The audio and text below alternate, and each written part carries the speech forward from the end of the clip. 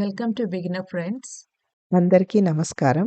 ఓం నమో భగవతే వాసుదేవాయ. ఓం నమో భగవతే వాసుదేవాయ.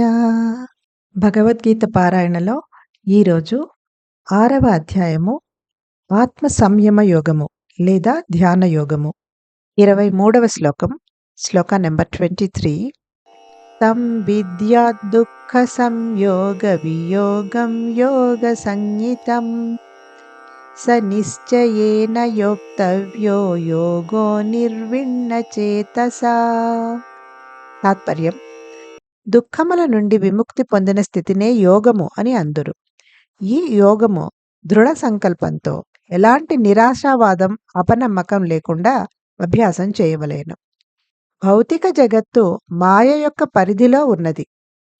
భగవద్గీత 8వ అధ్యాయం 15వ శ్లోకంలో శ్రీకృష్ణుడు భౌతిక జగత్తు గురించి దుఃఖాలయం అశాశ్వతం, అంటే తాత్కాలికమైనది మరియు దుఃఖములతో నిండి ఉన్నది అని చెప్పాడు. ఈ విధంగా భౌతిక శక్తి అయిన మాయ చీకటితో పోల్చబడింది. అది మనలను అజ్ఞానం అనే చీకటిలో ఉంచి మనలను ఈ లోకంలో దుఃఖాలను అనుభవింపచేస్తున్నది. కానీ భగవంతుడు అనే వెలుగుని మన హృదయంలోనికి తెచ్చినప్పుడు మాయారూప చీకటి సహజంగానే నిర్మూలించబడుతుంది. ఎలాగైతే చీకటి అనేది వెలుగుని ఓడించలేదో అదేవిధంగా మాయ అనేది ఎన్నటికీ భగవంతుడిని జయించలేదు. ఇక భగవంతుని సహజ స్వభావం దివ్య ఆనందం. అదే సమయంలో మాయ యొక్క పరిణామం దుఃఖం. అందుకే భగవంతుని దివ్య ఆనందాన్ని పొందినవాడు మాయ కలిగించే దుఃఖములకు ఎన్నటికీ లోనుకాడు. ఈ విధంగా యోగ స్థితి ఉంటే ఈ రెండూ ఉన్నట్లే, ఆనంద ప్రాప్తి మరియు దుఃఖ నివృత్తి. ఈ రెంటిని శ్రీకృష్ణుడు ఒకదాని తరువాత ఒకదాన్ని పేర్కొంటున్నాడు. ఇంతకు క్రితం శ్లోకంలో యోగ ఫలముగా ఆనంద ప్రాప్తి అనేది వక్కాణించబడింది. ఈ శ్లోకంలో దుఃఖ నివృత్తి అనేది చెప్పబడుతున్నది.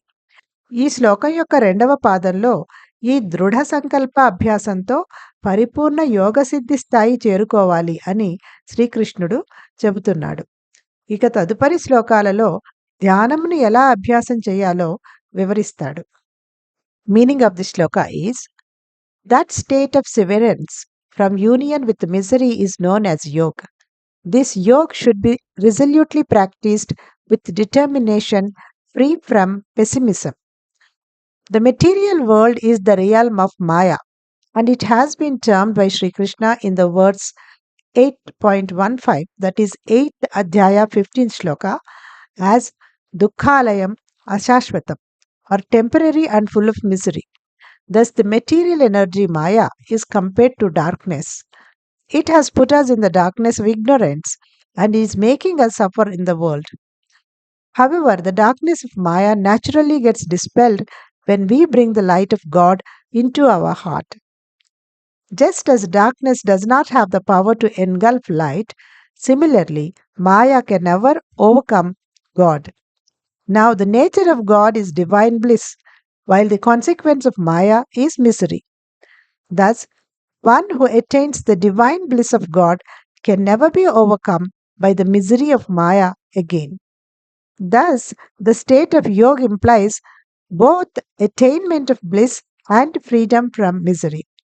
Sri Krishna emphasizes both successively. In the previous verse, the attainment of bliss was highlighted as the result of yoga. In this verse, freedom from misery is being emphasized. In the second line of this verse, Sri Krishna states that the stage of perfection has to be reached through determined practice. He then goes on to explain how we must practice meditation. Om Namo Bhagavate Vasudevaya.